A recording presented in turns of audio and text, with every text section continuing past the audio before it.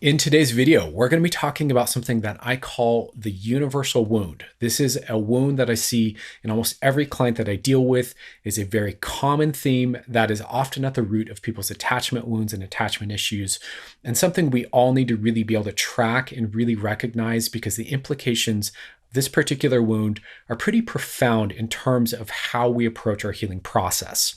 So if that interests you, if you're ready to go deep and look at something that's very common among just about every person, but has very deep personal ramifications for each of us, this is the video for you. Watch on.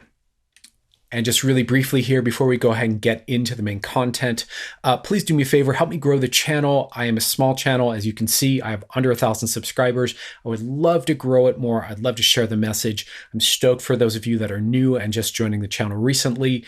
Thank you for being here. But if you could do me a favor and hit the like button to let the algorithm know to share it, comment down below if there's anything that resonates for you, subscribe to the channel if you like my particular presentation and this kind of content resonates. Do all the things. In other words, it would really make a world of difference to me and a world of difference to this channel and this message getting out there. All right, enough said. Let's go ahead and start talking about this because I think you're really going to appreciate this. Okay, so this is a topic that I've been wanting to talk about for a while. It's one of these topics that's kind of been on the list. I keep meaning to talk about it. It's really something that I think is really interesting and fascinating. And I think it's going to have a lot of relevance to a lot of you. For some of you, this might feel really deep and really poignant. For others of you, this might feel like really aha. This might be an aha moment. But I want to just kind of get on here, and this is going to be more of a brain dump video than a really organized, highly, lengthy video. This is going to be just more me riffing here. If you don't like off the cuff, person talking just from the top of their head to a camera style videos, this may not be the one for you, but I would encourage you to give it a shot anyways, because this is a pretty important topic. Okay, so like I said in the intro, there is a pattern that I see among pretty much all my clients, and pretty much, when I'm looking at discourse online and people talking about their issues and different models of therapy and psychology and standard kind of personal development issues that people struggle with, and these big questions about how do I change? How do I heal? How do I transform? How do I, if we follow all of that down, as I've been saying here on this channel for this last year, I'm a big believer that what's really at the heart of opening up our ability to change and heal and transform is attachment work and attachment, understanding attachment and our attachment wounds. This is really the input that we need in order to create the felt sense of safety that opens up our nervous system to create the capacity to then change it, right? So attachment means relating and relational skills. So what's at the root of feeling safe in our bodies is being related to in a particular way, both by, people around us in the world outside of us, but also in the way we relate to ourselves, right? The way we relate to our own self-concept and to the different aspects of our personality. So I've been saying this in different ways throughout the last year. I'm going to continue to bang on this drum probably for years to come because I really think this is, whether we like it or not, at the center of the work. Okay.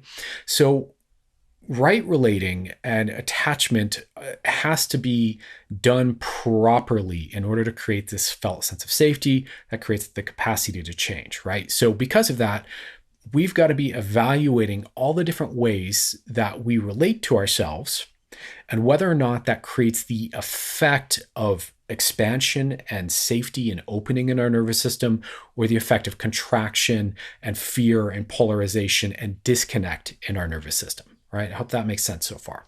So with that being said, let me go ahead and explain a little bit about this wound and what it is and how it shows up. Okay, so this wound is so common in everywhere that I look that I'm tempted to call it the universal wound, but I don't know if there's really a proper name for it. And this wound can come from a lot of places. We'll unpack that in just a moment. But the wound is essentially some flavor of receiving the message, whether overtly or implicitly, that you need to be some other way than how you are. The wound is, I'm not okay the way I am, and I need to be some other way. I need to be something different than how I am, right? Now, there are a lot of different places that this can come from, right? This can come from, I think, more often from implicit messages in just being socialized as kids and growing up, or just difficulties in school, on the playground and play yard, struggles with growing learning in class with teachers.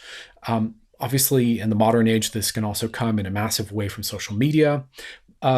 But a lot of times that's an implicit message. We aren't explicitly told you need to be some other way than how you are.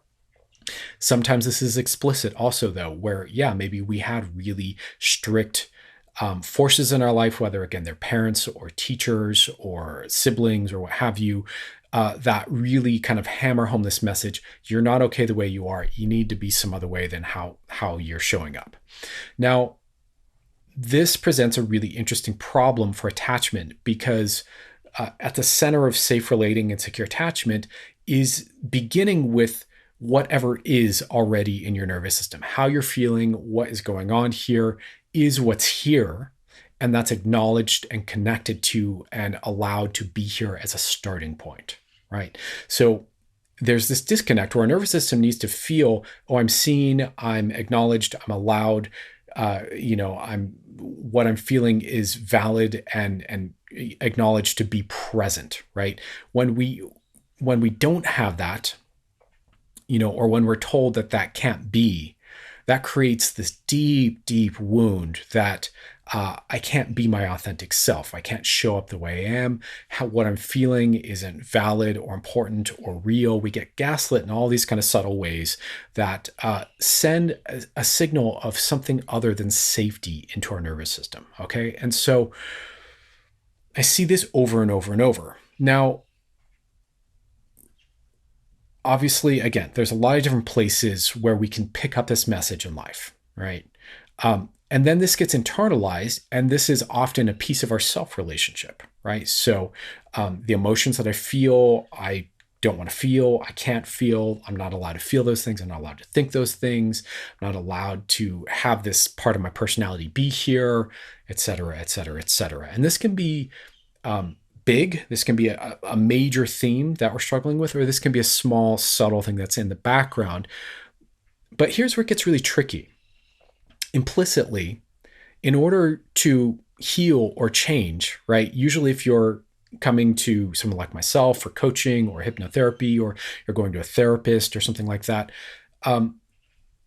you're going because you have a problem. And that problem implicitly means that you're looking at yourself and you're saying, some part of my experience isn't right, can't be here, shouldn't be this way. I reject it. I'm not okay with it. I'm uncomfortable with it. I'm stressed out about it. I don't know what to do about it.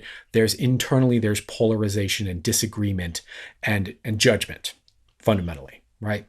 And so we're looking at these pieces of our experience and we are polarizing them and saying to ourselves that this can't be like this. This has to be some other way than how it initially is. And this creates this tightening from the nervous system, from the unconscious mind around the issue, this kind of rebellious kind of like tightening that keeps it in place, right? So because it doesn't feel safe, because we feel judged or conflicted about whether it's okay to be as we already are, right? And that's an important thing to understand. Whatever you're feeling, whatever is going on in your nervous system, whatever issue you have, whatever pattern you have, you don't have to like it, but it's here. And it already is part of how you are experiencing yourself in your nervous system in the current moment. It's probably changeable. It's probably something that comes and goes. It's probably part of a larger pattern, but it's present, right? And so if we're starting with that can't be present, then we're already starting with this conflict that creates this real struggle. And it's hard to create change because it doesn't feel safe because there's some part of us that isn't allowed to be, right? So this is where a lot of people get stuck, and is very counterintuitive to think I need to accept my issue or accept my problem, or and by accept we just mean allow it to be acknowledged as being present.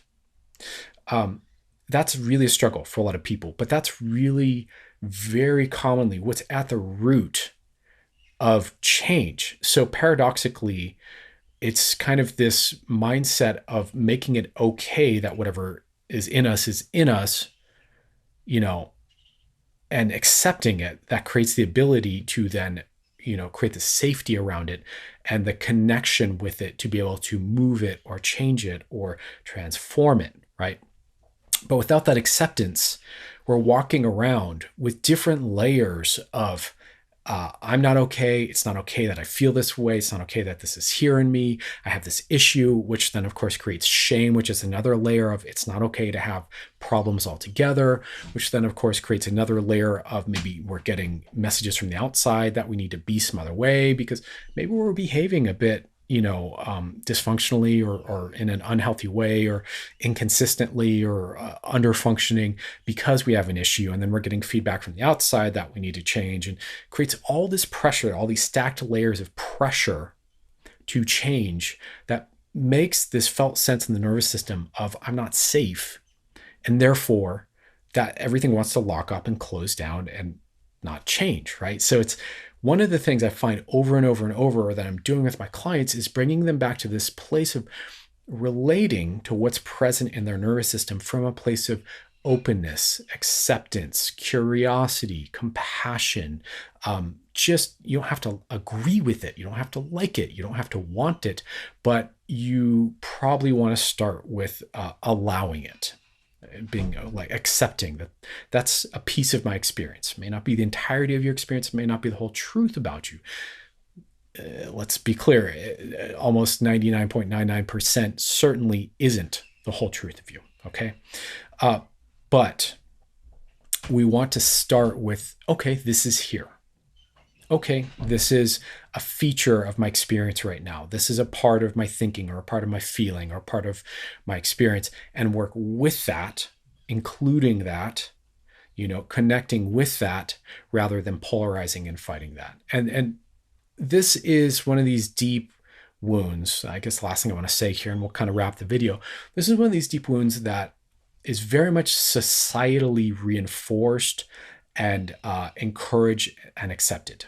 Right. So you'll see all kinds of messaging on social media, movies, film, TV that are all different flavors of, encouraging the idea that people need to do better, need to change, need to shift. They're not enough. They're not okay.